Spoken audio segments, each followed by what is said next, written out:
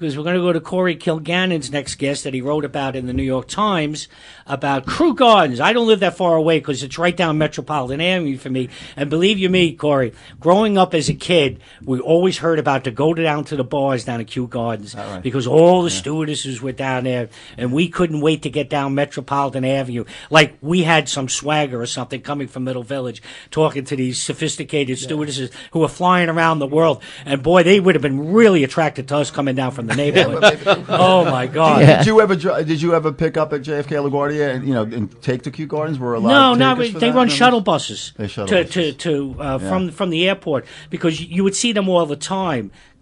Picking up maybe 5 to 10 of them and then running them over to Kew Gardens because, like you said, it's in between LaGuardia and Kennedy Airport. Right off the Van Wyck. I mean, it's a few minutes away. Now they talk in terms of Uber pricing. So they're saying in the price of the Uber, you can get as little as $12. You can get to the airport with the Uber now. So but if you stand on either Metropolitan Avenue, Lefferts Boulevard, a couple minutes, and you will definitely see flight attendants, men, women. You'll see pilots, in uniform, wheeling the luggage, and they go stand in front of the 7-Eleven and wait for the airline shuttles to the airport, or some take the city bus. And so after I wrote the story that appeared in the Times about Crew Gardens yesterday, Steve Priske emailed me and said that he had spent more than a decade with Pan Am during the pinnacle of the airline's history. Is kind of almost the trendsetter style setting, the early days of commercial flying. And Steve led flight crews for Pan Am, and he has a book out called Flying in the Pool, Adventures of a Pan Am Steward. And back then, I imagine, male flight attendants probably were not as common. But Steve, thanks for joining us to tell us about working for Pan Am in the glory days.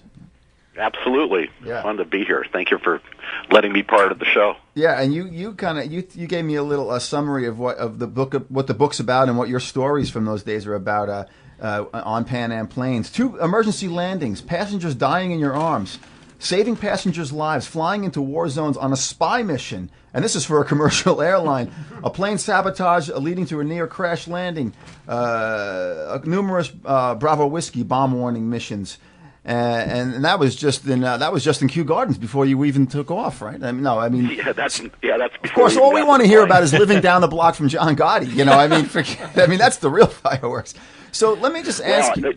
The John Gotti story is pretty special because not a lot of people, I guess, got to live near somebody so famous when they were based out of New York. I was actually flying out of Honolulu at the time. I had been flying for about 3 years at that point. And I was getting a little bored with the flying in Honolulu, so I started putting in for transfers. And then about 2 months later, I got a transfer to New York.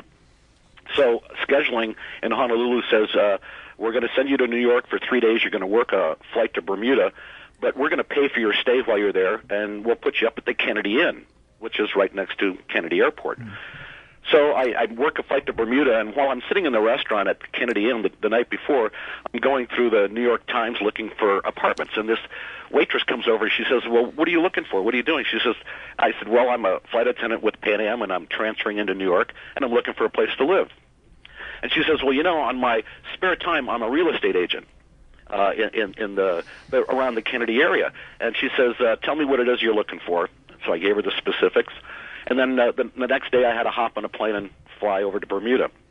When I got back from Bermuda, I walk into the restaurant at the Kennedy Inn, and there's the waitress with a big beaming smile on her face, and she says, well, I found you a place to live.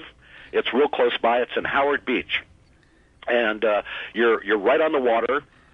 She gave me the rent, gave me the key, and I went over and checked the place out. And it was exactly what she said. I'm 3 homes from the very end of the peninsula, right on the water. Christ, we got a dock in the backyard. And the view out of the back porch is towards the Twin Towers in downtown Manhattan. Right. Absolutely this is with other pilots. Other pilots in the house? Well, the 2 people living above me were local residents. I see. There were some other crew members living in Howard Beach, but the vast majority of the people, when I first got to New York, I went to the crew lounge, and there must have been 30, 40 3x5 cards with people advertising apartments for rent. Every single one of them was in Crew Gardens. So when did you become aware that there was another crew of sorts in Howard, on your block in Howard Beach? Yeah, well, so I'm there. I'm living there for about a month and a half, and I start meeting all the local neighbors. And then one of the guys across the street says, we got a water ski boat. Let's take you out water skiing. So we're out water skiing on Jamaica Bay, and then they start talking to me, and they say, 4 doors down from you is John Gotti. Well, I had heard the name and I was familiar with it, but I didn't know much more about it. And then they said, every single person in that area that you live around are members of the John Gotti clan. They all work for him. He must have had to approve you renting that apartment so close to his house. So I check this out. The girl that rented me the apartment, her name was Ann Kennedy. I'm staying in the Kennedy Inn, and I'm about to fly out of Kennedy Airport. Right. It was like Twilight Zone kind of a deal. So I go and I ask Ann Kennedy. She says, "Oh, absolutely." She says, "I'm only one of 3 people, real estate agents, allowed to rent in the Howard Beach area, and everything that we do has to be approved by so-and-so." Is that right? Well, about a couple months after I'm living there, my folks decided to come out and visit me. And my dad's close to retirement age at the time, and he says, I got to figure out what to do, Steve, after I retire. So we start taking a walk down 95th Street. I'm three houses from the end, and we start walking down towards the other end of the canal. And all of a sudden, my dad says, "Geez, maybe I should get in the limousine business." I said, "Why?" We see these 5, 6 big, huge stretch limousines, cattywampus, parked all over the place. I said, "Dad, that's not a limousine business. Those are the personal cars of the John Gotti clan." That was like a sit-down, right? Huh. Yeah. That's incredible. Yeah. Anything else? Did you ever meet him, or did you ever rub up against that world? Well, I didn't get to meet him personally. I met an awful lot of his people that worked for him. But what was really interesting is I had a girlfriend, a stewardess that I started dating, and she lived in Los Angeles, so she would stay at my place when she was flying out of New York. And I had a flight once, and we didn't fly together. I come home, and she says, I was jogging at the park down at the end of Howard Beach, just a couple doors down from where I was living. And she says it was really weird because it's the middle of July, hotter than heck out, and there's these 2 guys standing at either end of the park with 3-piece suits on with bulges underneath the suits. I told her, I says, "Well, we have armed security guards that live at Howard Beach. It's one of the safest places in all of New York." Wow. And actually it was. My neighbors across the way, I used to express concern with having to be gone for 4 or 5 days at a time. They say, "You never have to worry about your place as long as you're living in Howard Beach. We'll keep an eye out for you." Huh, that's incredible. So listen, tell me, people who fly today always complain about, it's this, it gets tighter and tighter, and the seats are all next to each other, and, we don't get meals. But back when you worked for Pan Am, it was kind of the opposite, right? The whole thing was kind of, it felt like first class probably. But talk about what it was like to work for Pan Am in those days, and plug your book as well, because the book is all about that, right? Well, the reason I titled my book "Flying in the Pool" is Pan Am was a maritime-oriented airline. It was started by Juan Trippe, who was a naval aviator back during World War I. And so everything at Pan Am was very different than at all other airlines. Everything was nautically oriented. And most airlines, when you fly, you have to serve 1 month of reserve. Everybody does at all airlines, to stand in for somebody that doesn't show up for work. Well, that's called flying on reserve. At Pan Am, the terminology we used was flying in the pool. That's what. And for me, flying in the pool, the best trips that I ever had and the worst trips that I ever had always happened when I was flying in the pool. Something that you didn't pre-plan, that you didn't know was coming up. Scheduling calls you at the last minute and says, "We want you to go here, we want you to go there." Those are the craziest and the wild trips I ever had. But what you point out about the luxury and the differences between flying today and back then, Pan Am really started out as a luxury airline. All airlines really were luxury kind of airlines at the early days of aviation. There was no such thing as economy seating. But Pan Am sort of led the way with this fine china dining room kind of a service on all kinds of aircrafts. And so that was the standard that was set.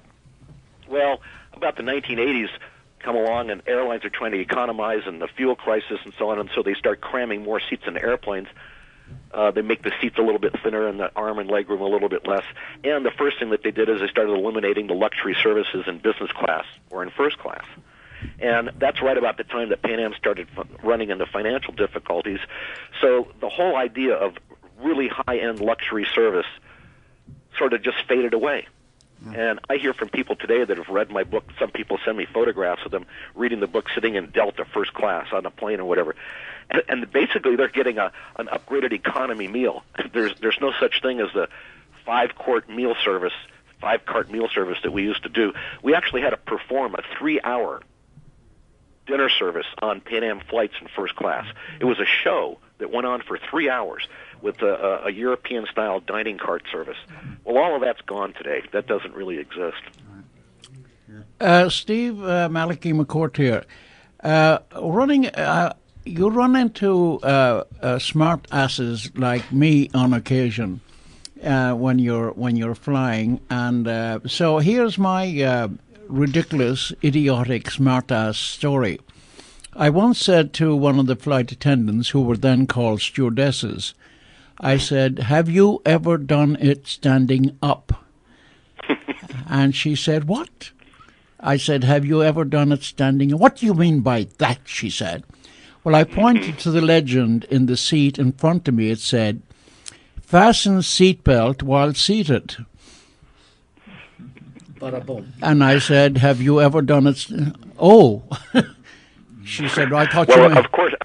Of course, every flight attendant does that standing up every time a plane is about to depart. Yes. When we have to do the emergency demonstration. Right. But it was my smart. By the way, I need to do a quick shout out, Malachi. There's two people that are devoted listeners of you, Bill Sablasak and Mark Adler. Oh, yeah. Your brother Frank McCourt was their homeroom teacher and English teacher, apparently. And they listen to your show frequently. They asked me to mention their name. Steve, we had a stopwatch waiting for the first connection to Malachi. Now it stopped at about 4 minutes. Well, we still haven't found that guest that doesn't have a connection to Malachi McCourt. It was a little late coming, Steve, but thanks for... So were they at Stuyvesant, Steve? Say again? Were they at Stuyvesant High School? I don't know the name of the high school. They just they're friends of mine on Facebook, and they sent me a message telling me that your brother Frank McCourt was there. I see. Well, I think he taught a few people in his day. So. Yep. If we have a couple more minutes, I'll give you guys a real quick overview of probably my most dangerous flight that I ever had. Yes. Which was this spy mission. Now, we hear an awful lot of lore about how Pan Am, especially during World War II, flew thousands of spy missions in support of the country during the war effort, which they did. But they continued doing things like that for the U.S. government in the background all the time. I got this transfer from Honolulu to New York, and I'm flying in the pool. I'm on reserve, and I did a couple, 3 flights out of New York right away. And then scheduling called, and they said something that I'd never heard before, and was very odd. They said, "Steve, we want to offer you a trip, but you don't have to take it if you don't want it. And we can't tell you any more about it unless you think you'll take it." So, of course, like an idiot, I said, "Sure, I'll do it." And they says, "Well, this is an assignment for a male-only crew." Right away, that piqued my interest. What do you mean a male-only crew? They said, "You're going to fly to Rome with a regular Pan Am crew, and then the next day, rather than flying back to New York, you're going to join two guys, a 737 crew, a captain and a first officer, and you're going to be flying to Beirut, Lebanon." That's all that they told me. So I go out to operation, and then they said, "You're going to be staying over in Cairo for the night, and then you'll be flying back." So I packed my tote bag full of cameras. I figure I'm going to go to the pyramids or whatever, take a little time off. Next day, when I work the flight to Rome, the next day I'm taken out to the airport all by myself, and sure enough, I get on a Pan Am 737, and there's 2 cockpit guys, and that's it. About 2 minutes later, on come rushing these 2 unshaven guys wearing shabby clothes, heavy combat boots, and they got guns underneath their jackets. And they said, well, one of them says, "We're your 2 passengers. We're ready to go." So I stick my head in the cockpit, tell them we're ready to go, and we take off. We make a low-level flight for 3.5 hours from Rome all the way to Beirut. We never got above, I guess, 12,000 feet, probably trying to avoid radar. Next thing I know, sure enough, we land at Beirut. Well, this is when the U.S. Marines were occupying the airport. I'm sure everybody remembers that when Ronald Reagan sent them in to occupy the airport in part of Beirut. So our airplane is immediately surrounded by U.S. Marines. Well, apparently we were being sent to Beirut under the guise that we were taking the mail to the U.S. Marines, because one of the first things they did is they open up the belly of the plane and they start offloading Army mail, and then they start loading up mail into the plane. Meanwhile, my 2 CIA guys run off the plane. We go to Cairo for the night, stay the night. I got out to the pyramids. Next day, and my 2 cockpit guys were absolutely scared out of their wits. They wouldn't talk to me on the cab ride to the hotel in Cairo. The next morning on the way back, they says, "We are so damn scared about going into this place again," because we had to go back and pick up these 2 guys, because every inch of the Beirut airport had been targeted by the Hamas terrorists over in the Bekaa Valley, and they shelled the airport every day. And they said, you know, that big, huge blue ball in the back of that tail of that airplane along with that American flag is a juicy target. So the following day, sure enough, we land. We're not on the ground 4 minutes. I open up L1, my 2 spies jump on the plane, and boom, we take off and get the heck out of there. We get back to Rome. The 2 guys get off the plane, and my pilots take their plane back to Germany, and then I go and join a New York crew for the flight home. The next morning, when we're getting on the crew bus to go back to JFK, I pick up a newspaper because it says hotel in Cairo bombed. It was the hotel that we had stayed in that night before. My God, yeah. Huh. And apparently, it was the Heliopolis Sheraton that was 5 days from its grand opening, and apparently they had a terrorist attack planned for the grand opening. It seems like our unexpected visit with myself and the 2 cockpit guys probably thought that we were trying to throw off their terrorist plans, and so they blew up the hotel a couple of days before it was supposed to be blown up. Yeah. And so we just missed being victims of that little incident. Wow. Hey, listen, you were safer on John Gotti's block in Howard Beach. yeah. Riding a John Gotti ski boat was a lot more fun, I'll tell you that. Yeah. All right, so Steve... Anyway, that was by far the most scary, dangerous flight that I ever did. It was a real honest-to-God spy mission. And I got to talk to the 2 CIA guys on the way back, and they said we were sent in by the president to go, I guess they were taking directions or orders for some of the undercover agents living in Beirut or stationed in downtown Beirut during the war. CIA flew Pan Am. It was a scary mission for them as well. Right. Was that when the 254 Marines were killed in that bombing? Well, that's the sad thing about this whole story is while we were on the ground, of course, I'm photographing like crazy. So I've got hundreds of photographs, many of which are in my book, showing all of those Marines surrounding us. Yeah. That was 2 months later. 2 months later, the barracks were blown up. Yeah. And 241 Marines were killed. Well, this is before cell phone days where people were taking their own photographs. So there's a good chance that a lot of the photographs I got of these poor kids were the last photograph ever taken of them. Right. Okay, Steve, thanks for coming on. Again, Steve Priske, his book, Priske is his last name, Flying in the Pool, Adventures of a Pan Am Steward. And you can get it in bookstores and online and... everywhere. And you have a website, by the way, Steve? People can... Yes, I have a big Facebook site that's under my name, but I've got 6,000 people following me, and I post new Pan Am photos every day, a lot of them from the book. But my book is found on Amazon, Apple, eBay, and Walmart.com. Okay. And is the CIA following you too, Steve? Hey, my dad keeps telling me, he says, something I didn't tell you guys, they issued me a second lieutenant ID when I left for that trip because they said, well, if you're taken captive, you're to be treated like a U.S. military second lieutenant per Geneva Convention rules. So to this day, I'm actually a second lieutenant in the U.S. Air Force because of my one little spy trip. That's great. You should have stayed on Cross Bay Boulevard. You would have had no problem. I could have gave you a card too. Come on. All right. Okay. Well, listen. Thanks. I sure miss flying out of New York, guys. That's the most awesome place to have lived and flown out of when you were at the Pan Am. Absolutely. Well, you're listening to WBAI, and where else are you going to hear these stories?